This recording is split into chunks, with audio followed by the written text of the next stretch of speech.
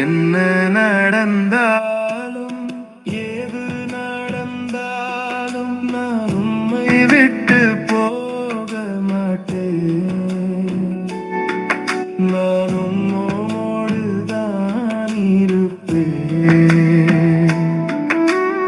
என்ன நடந்தாலும் ஏது நடந்தாலும் நான் உம்மை விட்டு போக மாட்டேன். நான் உம்மோடு தான் இருப்பேன். இயேசுவே என் பிரியமே,